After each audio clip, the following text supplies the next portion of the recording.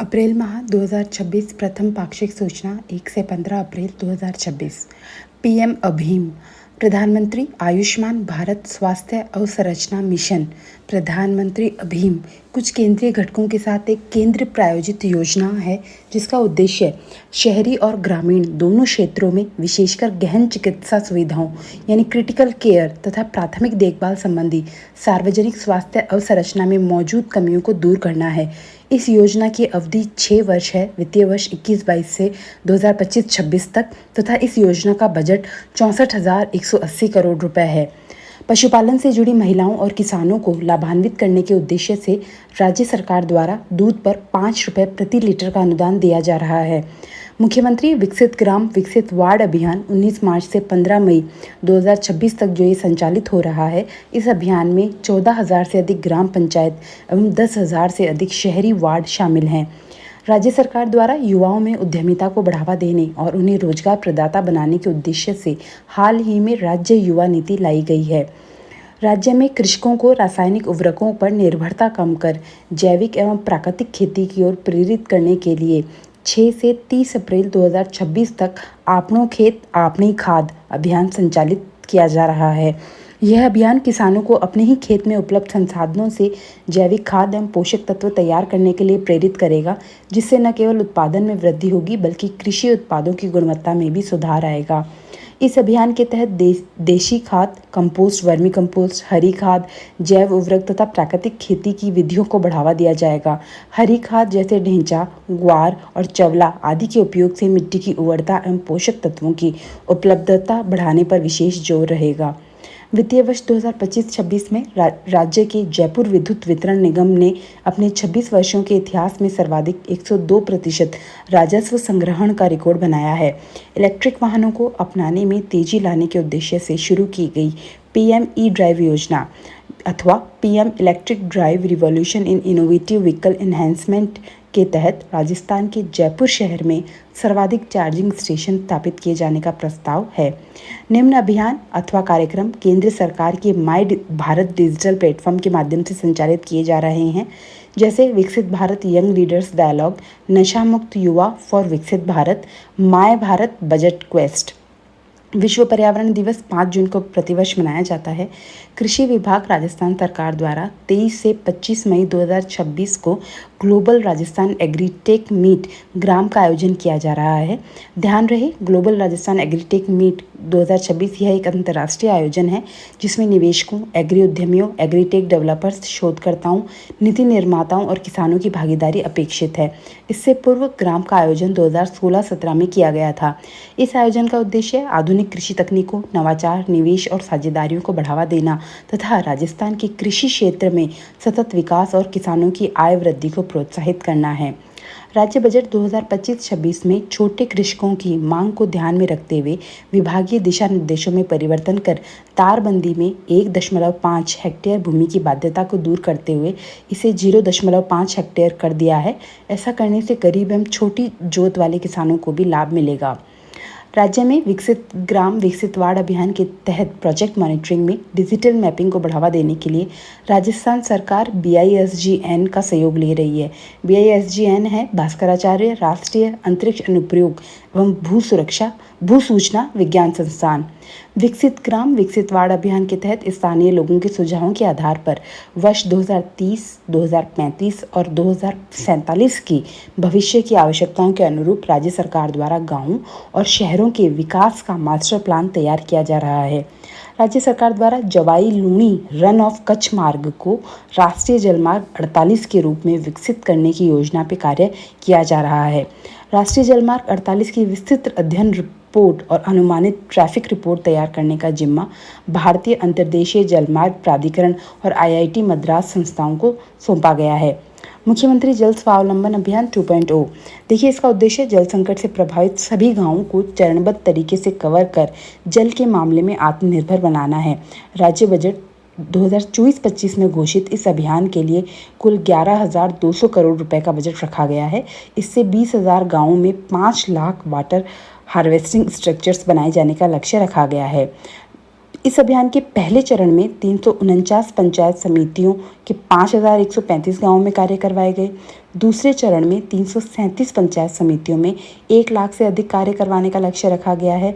वहीं राज्य बजट 2026-27 में इस अभियान के तृतीय चरण के तहत 2,500 करोड़ रुपए की लागत से 5,000 गांवों में 1,10,000 कार्य करवाने की घोषणा की गई है। इस अभियान में जन भागीदारी के लिए ग्राम पंचायतों की सक्रिय भूमिका तय की गई है। कार्यों की प्रभावी मॉनिटरिंग के लिए ग्राम स्तर पर निगरानी समितियों का गठन किया गया है। इस अभियान में स्वयंसेवी संगठनों के साथ CSR के तहत निजी कंपनियों का सहयोग भी लिया जा रहा है, जिससे सरकारी खर्च में कमी आई है। इसे प्रभावी बनाने के लिए आधुनिक तकनीकों जैसे GIS आधारित मैपिंग, ड्रोन सर्वे, जल संरचनाओं के डिजिटल रिकॉर्ड का उपयोग किया जा रहा है। वहीं इस अभियान के जल जीवन मिशन, कर्मभूमि से मातृभूमि जैसे अन्य योजनाओं से समन्वय के कारण संसाधनों का बेहतर उपयोग और व्यापक प्रभाव सुनिश्चित हुआ है। इस अभियान में गतिविधियां जो संचालित की जा रही हैं वे हैं: वर्षा जल के अधिकतम संचयन के लिए एनीकट, चेक डैम, तालाब एवं जोहड़ का निर्माण किया जा रहा है। साथ ही पुराने जल स्रोतों की मरम्मत कर उन्हें पुनर्जीवित किया जा रहा है। भूजल स्तर में सुधार के लिए कुएं बनाए जा रहे हैं और सूखे बोरवेल को रिचार्ज पिट में बदला जा रहा है। मुख्यमंत्री श्री भजनलाल शर्मा द्वारा मुख्यमंत्री किसान सम्मान निधि योजना का शुभारंभ 30 जून 2024 को टोंक जिले से किया गया था। राज्य सरकार द्वारा मुख्यमंत्री किसान सम्मान निधि योजना के तहत दी जाने वाली अतिरिक्त सहायता राशि को बढ़ाकर अब 3,000 रुपये कर दिया है। मुख्यमंत्री किसान सम्मान निधि योजना के सफल क्रियान्वयन के लिए राजस्थान सरकार का सहकारिता विभाग नोडल विभाग के रूप में कार्य कर रहा है। राजस्थान में जलमार्ग से परिवहन को सुगम बनाने के लिए राज्य सरकार ने 27 अक्टूबर 2025 को भारतीय अंतर्देशीय जलमार्ग प्राधिकरण के साथ MOU हस्ताक्षरित किया था। Rajasthan home stay paying guest house योजना 2026। इस योजना को केंद्र सरकार के डीरेगुलेशन 2.0 उपायों और ईज ऑफ डूइंग बिजनेस की भावना के अनुरूप सरलीकृत किया गया है। यह योजना राज्य में पर्यटन गतिविधियों को विकेंद्रीकृत करने और ग्रामीण अर्थव्यवस्था मजबूत करने तथा छोटे स्तर के उद्यम को बढ़ावा देगी। इस योजना में लाइसेंस प्रक्रिया को कम कर मंजूरी को डिजिटल व तेज बनाया गया है।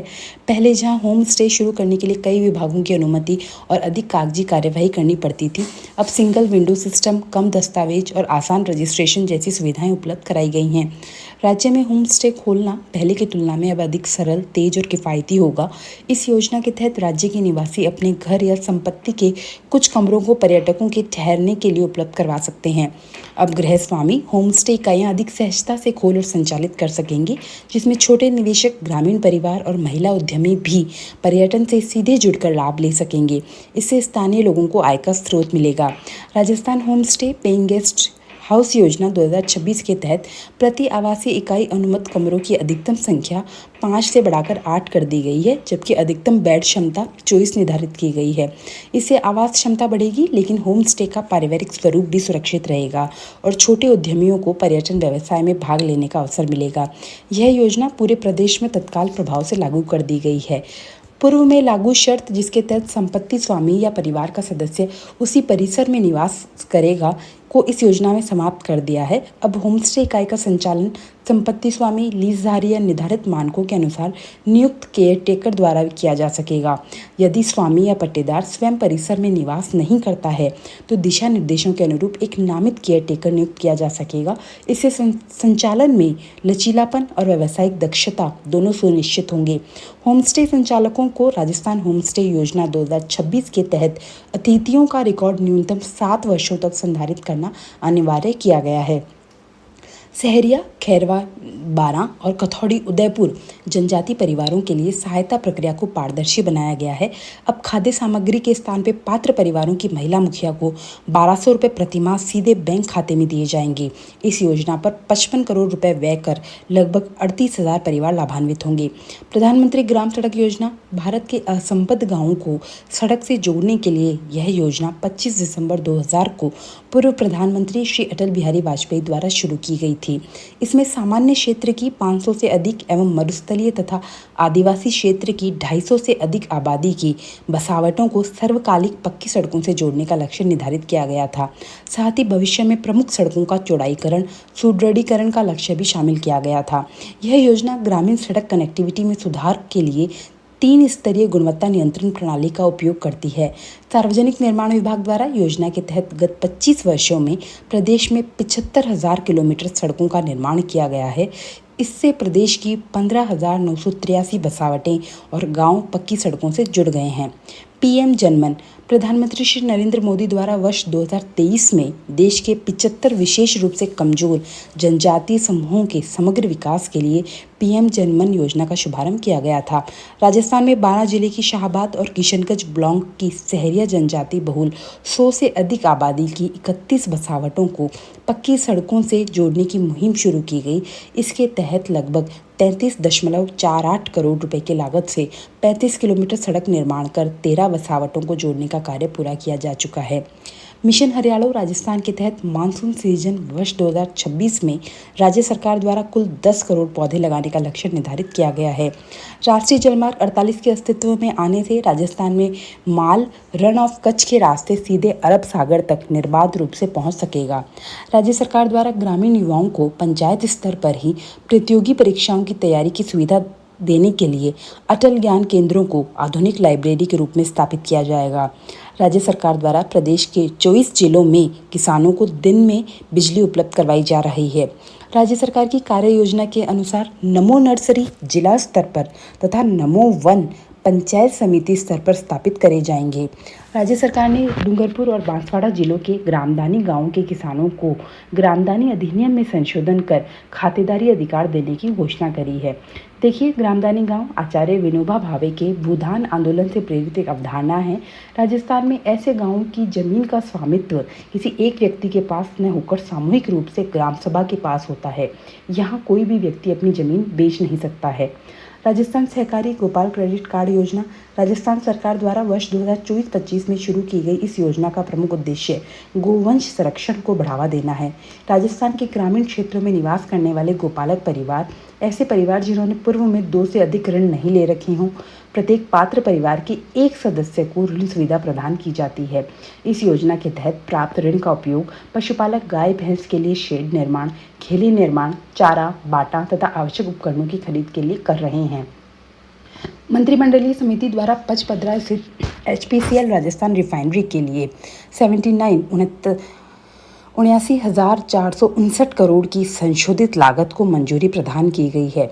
पचपदरा रिफाइनरी से प्रदेश में औद्योगिक गतिविधियों को नई गति मिलेगी तथा इससे 25,000 से अधिक युवाओं के लिए प्रत्यक्ष एवं अप्रत्यक्ष रोजगार के अवसर सृजित होंगे, जो प्रदेश के आर्थिक सशक्तिकरण में सहायक होंगे। इस इकाई की वार्षिक शोधन क्षमता 9 मिलियन मीट्रिक टन है। इसमें 1.5 से 2.5 मिलियन टन राजस्थान क्रूड और 6.5 से 7.5 मिलियन टन आयातित क्रूड कर मिश्रण उपयोग किया जाएगा। यह रिफाइनरी लगभग 4,400 एकड़ क्षेत्र में फैली हुई है। इस रिफाइनरी से LPG का व्यावसायिक उत्पादन सफलतापूर्वक प्रारंभ हो चुका है। देखिए, ये एक HRRL लिमिटेड है। देखिए, HRRL की फुल फॉर्म है HPCL राजस्थान रिफाइनरी लिमिटेड, यानी यह एक HPCL जो कि है हिंदुस्तान पेट्रोलियम कॉरपोरेशन लिमिटेड। तो यह एक HPCL और राजस्थान सरकार के बीच में एक संयुक्त उद्यम है जिसका नाम HRRL है, जिसमें क्रमशः 74% तो HPCL की और 26% राजस्थान सरकार की इक्विटी भागीदारी है। इस रिफाइनरी में पेट्रोल और डीजल के साथ साथ पॉलीप्रोपाइलिन, LLPDE यानी linear low density polyethylene, HDPE high density polyethylene, benzene, टॉल्यून और ब्यूटाडाइन का भी उत्पादन होगा। ये सभी उत्पाद परिवहन, फार्मा, पेंट, पैकेजिंग उद्योग आदि जैसे क्षेत्रों को मजबूती प्रदान करेंगे। जनजातीय क्षेत्रों में वन उपजों जैसे आंवला, शहद, इमली और महुआ के मूल्य संवर्धन के लिए राज्य में लघु वन उपज प्रसंस्करण केंद्र बांसवाड़ा और उदयपुर में स्थापित किए जाएंगे। हाल ही में आयोजित पश्चिमी क्षेत्रीय कृषि सम्मेलन की मेजबानी राजस्थान राज्य द्वारा की गई। मिशन हरियाणा राजस्थान के तहत वर्ष 2024 से 2028 तक 5 वर्षों में प्रदेश में कुल 50 करोड़ पौधारोपण का लक्ष्य रखा गया है। अपशिष्ट प्रबंधन को सुदृढ़ करने के लिए एकीकृत कंट्रोल रूम मॉडल अपनाकर राज्य के जयपुर शहर को मॉडल सिटी के रूप में विकसित किया जाएगा। वर्ष 2026-27 के लिए राजस्थान की कृषि बजट में 34% की वृद्धि की गई है। वन विभाग द्वारा प्रदेश के उदयपुर, सिरोही और बांसवाड़ा जिलों में चंदन वन, सैंडलवुड फॉरेस्ट की स्थापना की जाएगी। मुख्यमंत्री नारी शक्ति उद्यम प्रोत्साहन योजना। देखिए, इस योजना का मुख्य उद्देश्य महिलाओं को उद्यमिता के लिए प्रेरित करना और रोजगार के नए अवसरों का सृजन करना है। इसमें आवेदक महिला की न्यूनतम आयु 18 वर्ष होनी चाहिए। इस योजना में 1 करोड़ रुपए तक का ऋण उपलब्ध करवाया जाता है। परियोजना लागत पर 25% तक अनुदान और विशेष वर्ग के लिए 30% तक अनुदान उपलब्ध करवाया जाता है। अधिकतम 15 लाख रुपए तक अनुदान सीमा है। 10 लाख रुपए तक के ऋण पर कोलेट्रल की कोई आवश्यकता नहीं है। व्यवसाय स्थापना, विस्तार, आधुनिकीकरण के लिए सहायता इस योजना में दी जाती है। वहीं इस योजना में प्रशिक्षण, मार्गदर्शन एवं मॉनिटरिंग की सुविधा भी उपलब्ध है। जनजाति समाज का आस्था स्थल सोनार माता मंदिर सलूम्बर राजस्थान में स्थित है। रामजल सेतु लिंक परियोजना के तहत निर्माणाधीन चंबल एक्वाडक्ट कोटा और बूंदी 2 जिलों के मध्य चंबल नदी पर कनेक्टिविटी स्थापित कर रहा है। मुख्यमंत्री युवा स्वरोजगार योजना के अंतर्गत युवाओं को 10 लाख रुपए तक का ऋण उपलब्ध करवाया जा रहा है। राज पहल कार्यक्रम का मुख्य उद्देश्य घुमंतु समुदायों के बच्चों के लिए शिक्षा कार्यक्रम से संबंधित है। राज पहल फुल फॉर्म है portable access for holistic and assisted learning. राज्य बजट 2026-27 में की गई घोषणा के अनुसार राजस्थान सरकार की वरिष्ठ नागरिक तीर्थ योजना में इस वर्ष कुल 56,000 वरिष्ठ यात्रियों का चयन कर उन्हें तीर्थ यात्रा करवाई जाएगी। राज्य बजट 2026-27 में गुलर बांध को एक पर्यटन केंद्र के रूप में विकसित किया गया है। यह बांध सांगानेर, जयपुर, राजस्थान में द्रव्यवती नदी पर स्थित है। राजस्थान ट्रेड प्रमोशन पॉलिसी 2025, इसका उद्देश्य प्रदेश के छोटे व्यापारियों को बड़े ट्रेड, ई-कॉमर्स प्लेटफॉर्म और लॉजिस्टिक्स नेटवर्क जैसे समान अवसर उपलब्ध कराना है। इससे व्यापार क्षेत्र में निवेश में वृद्धि होने के साथ ही रोजगार के नए अवसर भी सृजित होंगे। इस नीति से राज्य का खुदरा और थोक व्यापार सशक्त होगा। यह नीति राज्य में 10.5 लाख से अधिक रिटेल स्टोर्स और तेजी से बढ़ते उपभोक्ता बाजार को ध्यान में रखते हुए बनाई गई है। यह व्यापार क्षेत्र में निवेश बढ़ाने, रोजगार सृजन करने, छोटे ट्रेडर्स को बाजार एवं ऋण तक आसान पहुंच उपलब्ध करवाने, खुदरा व थोक व्यापार में MSME उद्यमों के विकास के लिए कार्य करेगी। इस नीति के तहत खुदरा व्यापारियों को 2 करोड़ रुपए तक का ऋण उपलब्ध करवाया जाएगा। इस पर राज्य सरकार 6% तक ब्याज अनुदान और इंश्योरेंस प्रीमियम पर 50% तक की सहायता सहित अन्य लाभ देगी। नए सूक्ष्म व्यापारी उद्यमों की स्थापना के लिए 1 करोड़ रुपए तक के ऋण पर 6% तथा 1 करोड़ से 2 करोड़ रुपए तक के ऋण पर 4% तक ब्याज अनुदान दिया जाएगा। महिला, SC, ST, दिव्यांगजन व्यापारियों को 1 करोड़ से अधिक एवं 2 करोड़ रुपए तक के ऋण पर 1% अतिरिक्त ब्याज अनुदान देय होगा। CGTMSE यानी सूक्ष्म और लघु उद्यमों के लिए क्रेडिट गारंटी फंड ट्रस्ट योजना के तहत 5 करोड़ रुपए तक के ऋण के कवरेज के लिए देय गारंटी फीस का 5 वर्षों तक 50% पुनर्भरण किया जाएगा। सूक्ष्म व्यापारी उद्यमों को 5 वर्ष तक इंश्योरेंस प्रीमियम पर 50% यानी अधिकतम 1 लाख रुपए प्रति वर्ष तक की सहायता का प्रावधान है। ई-कॉमर्स के प्रयोग को प्रोत्साहन के लिए 1 वर्ष तक प्लेटफॉर्म फीस का 75% अथवा अधिकतम 50,000 रुपए तक की सहायता दी जाएगी। कृषि उत्पादन के संदर्भ में राजस्थान बाजरा, सरसों व ग्वार के उत्पादन में देश में प्रथम स्थान पर है। 77वां राजस्थान पुलिस दिवस जयपुर में 16 अप्रैल 2026 को मनाया गया। वर्तमान पुलिस महानिदेशक श्री राजीव कुमार शर्मा हैं। मुख्यमंत्री की घोषणा के अनुसार राज्य में पुलिस प्रशिक्षण क्षमता के विकास के लिए विभिन्न प्रशिक्षण संस्थानों में प्रति संस्थान 100 व्यक्तियों की क्षमता वाली 5 बैरकों का निर्माण होगा तथा पुलिस कार्मिकों के स्पोर्ट्स, वेलफेयर एवं उत्सव फंड में 5 करोड़ रुपए का अतिरिक्त प्रावधान होगा। इसके अलावा पुलिस कार्मिकों के लिए प्रथम चरण में विभिन्न श्रेणियों के 500 आवासों का निर्माण करा जाएगा। प्रदेश में 8वां राष्ट्रीय पोषण पखवाड़ा 9 अप्रैल से 23 अप्रैल 2026 तक संचालित किया जा रहा है। इस पखवाड़े में आयोजित गतिविधियां हैं मातृ एवं शिशु पोषण, जिसमें गर्भावस्था के दौरान सर्वोत्तम पोषण को बढ़ावा देना, केवल स्तनपान कराना और आयु के अनुसार पूरक आहार प्रदान करना है। दूसरी गतिविधि है मस्तिष्क के विकास के लिए प्रारंभिक प्रोत्साहन 0 से 3 वर्ष तक।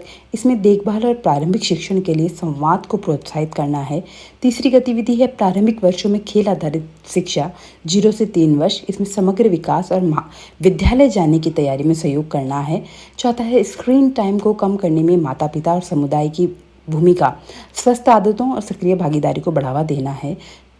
और फिर गतिविधि है आंगनबाड़ी केंद्रों को मजबूत करना। इसमें जन भागीदारी और CSR के माध्यम से आंगनबाड़ियों के बुनियादी ढांचे और सेवा वितरण को मजबूत करना है। इस अभियान का मुख्य उद्देश्य किशोरियों, गर्भवती महिलाओं, स्तनपान कराने वाली माताओं और 0 से 6 वर्ष आयु वर्ग के बच्चों के पोषण स्तर पर जोर देना है। यह कार्यक्रम प्रौद्योगिकी, समन्वय और सामुदायिक भागीदारी के माध्यम से कुपोषण, एनीमिया जैसे लक्षणों को कम करने का प्रयास करता है। साथ ही किशोरियों, गर्भवती महिलाओं और स्तनपान कराने वाली माताओं पर विशेष ध्यान केंद्रित करते हुए कुपोषण की समस्या का समग्र रूप से समाधान करने में सहायक है। राजस्थान सरकार के समस्त विभागों में प्रशासनिक कार्यों को डिजिटल, पारदर्शी और पेपरलेस बनाने के लिए संचालित एकीकृत प्लेटफॉर्म का नाम है राजकाज। उल्लेखनीय है कि राजस्थान में पशुपालन विभाग आज़ादी के बाद से प्रदेश में राज्य स्तरीय 10 पशु मेलों का आयोजन हर वर्ष करता आ रहा है। अब पशुपालन विभाग ने 11 जिला स्तरीय मेलों के आयोजन की योजना बनाई है। इनमें उदयपुर, झुंझुनू जिलों को छोड़कर 9 जिले जोधपुर, जैसलमेर, जयपुर, चूरू, बीकानेर, राजसमंद, पाली, सिरोही और जालौर में मेलों का आयोजन किया जा चुका है। पशुपालन विभाग वर्तमान में राजस्थान सरकार द्वारा जो मेले आयोजित करता है वे निम्नानुसार हैं। पहला है देखिए पुष्कर पशु मेला। पुष्कर अजमेर जिले के पुष्कर में हर वर्ष कार्तिक शुक्ल अष्टमी से मार्गशीर्ष कृष्ण द्वितीया तक आयोजित होने वाला यह मेला विश्व भर में प्रसिद्ध है। पशुपालन विभाग की ओर से पशु मेले का आयोजन और पर्यटन विभाग की ओर से विभिन्न प्रकार की सांस्कृतिक गतिविधियों और प्रतियोगिताओं का आयोजन किया जाता है। मुख्यतः गिर नस्ल के बैलों, ऊंटों और घोड़ों का क्रय विक्रय इस मेले में होता है। पशुपालन विभाग यह मेला वर्ष 1963 से संचालित कर रहा है। दूसरा है रामदेव पशु मेला नागौर। यह मेला नागौर शहर से 5 किलोमीटर दूर मानासर गांव में प्रतिवर्ष माघ शुक्ल एकम से माघ शुक्ल पूर्णिमा तक लगता है। मारवाड़ नरेश उम्मीद सिंह को इस मेले का जन्मदाता माना जाता है। मान्यता है कि मानासर गांव के भूभाग पर रामदेव जी की मूर्ति स्वतः ही उद्भूत हुई थी। पशुपालन विभाग ने इसे राज्य स्तरीय मेलों में शामिल कर लिया और फरवरी 1958 से इस मेले के संचालन अपने हाथों में ले लिया। तीसरा मेला है मल्लीनाथ पशु मेला तिलवाड़ा बालोतरा। यह मेला बालोतरा जिले की पचपदरा तहसील के तिलवाड़ा गांव में लूनी नदी के किनारे प्रतिवर्ष चैत्र माह कृष्ण एकादशी से चैत्र शुक्ल एकादशी तक लगता है। पशुपालन विभाग ने इस मेले का संचालन वर्ष 1957 से शुरू किया था। यह पशु मेला वीर योद्धा रावल मल्लीनाथ की याद में आयोजित किया जाता है। वीर रावल योद्धा मल्लीनाथ ने राजगद्दी पर बैठने के बाद एक विशाल भजन कीर्तन का आयोजन किया था। इसमें दूर दूर से हजारों लोग एकत्रित हुए और आयोजन की समाप्ति पर लौटने से पूर्व अपनी सवारी के सुंदर ऊंट, रथ में लगे घोड़े, सुंदर और आकर्षक बैलों का आदान प्रदान किया। तत्पश्चात फिर यह मेला शुरू हुआ। महाशिवरात्रि पशु मेला करौली में हर वर्ष माघ शुक्ल पूर्णिमा से फाल्गुन कृष्ण सप्तमी तक यह मेला लगता है। महाशिवरात्रि के पर्व पर आयोजित होने के कारण इस मेले का नाम महाशिवरात्रि पशु मेला रख दिया गया है। इस मेले की शुरुआत रियासत काल में हुई थी। बाद में राज्य सरकार के पशुपालन विभाग ने इसका संचालन अपने हाथ में ले लिया। हरियाणवी नस्ल के पशुओं की खरीद बिक्री होती है। राजस्थान के सिद्ध क्षेत्र करौली में सप्ताह भर तक चलने वाले इस मेले में उत्तर प्रदेश, हरियाणा और मध्य प्रदेश के पशुपालक भी अच्छी संख्या में आते हैं। गोमती सागर पशु मेला झालरापाटन। राज्य सरकार द्वारा वर्ष 1959 में इसे राज्य स्तरीय पशु मेलों में शामिल कर इसके आयोजन का दायित्व पशुपालन विभाग को सौंपा गया। झालावाड़ जिले के झालरापाटन नामक नगर में यह पशु मेला वैशाख शुक्ल त्रयोदशी से ज्येष्ठ कृष्ण पंचमी तक प्रतिवर्ष बढ़ता है। यह पशु मेला हड़ौती क्षेत्र का एक प्रसिद्ध मेला है जहां मालवी नस्ल के बैलों की खरीद बिक्री होती है। राज्य सरकार द्वारा वर्ष 1959 में इसे राज्य स्तरीय पशु मेलों में शामिल कर इसके आयोजन का दायित्व पशुपालन विभाग को सौंपा गया। श्री गोगामेड़ी पशु मेला हनुमानगढ़। हिंदू मुस्लिम एकता के प्रतीक लोक देवता गोगा जी की स्मृति में प्रतिवर्ष श्रावण शुक्ल पूर्णिमा से भाद्रपद शुक्ल पूर्णिमा तक गोगामेड़ी में इस मेले का आयोजन किया जाता है। अत्यंत पावन एवं प्रसिद्ध गोगामेड़ी नामक यह स्थान हनुमानगढ़ जिले की नोहर तहसील में पड़ता है। यहाँ सभी धर्मों के लोग अपनी आस्था प्रकट करते हैं। पशुपालन विभाग अगस्त 1959 से इस मेले के आयोजन की व्यवस्था का कार्य कर रहा है। श्री बलदेव पशु मेला मेड़ता सिटी नागौर। नागौर जिला नागौरी नस्ल के गोवंश के कारण अतीत काल से ही विश्व विख्यात रहा है। नागौर जिले में प्रतिवर्ष 3 राज्य स्तरीय पशु मेलों का आयोजन किया जाता है। लोकप्रिय किसान नेता श्री बलदेव राम मिर्धा की स्मृति में यह मेला हर साल चैत्र शुक्ल एकम से चैत्र शुक्ल पूर्णिमा तक आयोजित किया जाता है। प्रमुख आकर्षक दमखम के लिए विख्यात नागौरी नस्ल के बैल हैं, जिनकी लोकप्रियता के कारण राजस्थान के अलावा गुजरात, हरियाणा, मध्य प्रदेश, उत्तर प्रदेश तथा पंजाब से पशुपालक एवं व्यापारी यहाँ आते हैं। श्री चंद्रभागा पशु मेला झालावाड़ जिले के झालरापाटन नामक नगर से गुजरने वाली चंद्रभागा नदी के किनारे पर यह मेला प्रतिवर्ष कार्तिक शुक्ल एकादशी से मार्गशीर्ष कृष्ण पंचमी तक आयोजित होता है। कहा जाता है कि महाराजा झाला जालिम सिंह ने अपने शासनकाल के दौरान राज्य की अर्थव्यवस्था को सुधारने के लिए व्यापारिक केंद्र बनाने का फैसला लिया था। मालवी नस्ल के बैल इस मेले का प्रमुख आकर्षण है। पशुपालन विभाग नवंबर 1958 में इस मेले का संचालन कर रहा है। श्री जसवंत प्रदर्शनी एवं पशु मेला भरतपुर प्रतिवर्ष आश्विन शुक्ल पंचमी से आश्विन शुक्ल चतुर्दशी तक भरतपुर जिला मुख्यालय पर यह मेला लगता है।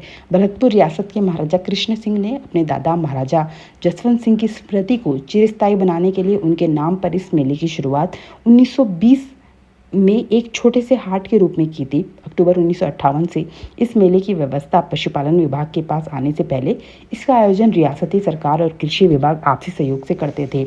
वीर तेजाजी पशु मेला परबतसर डीडवाना कुचामन जिले में परबतसर में श्रावण पूर्णिमा से भाद्रपद अमावस्या तक आयोजित होने वाला यह मेला आय की दृष्टि से राजस्थान का सबसे बड़ा मेला है।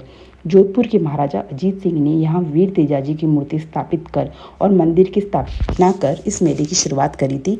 यह मेला भी नागौरी नस्ल के लिए प्रसिद्ध है। पशुपालन विभाग ने साल 1947 में इसका संचालन अपने हाथ में ले लिया था।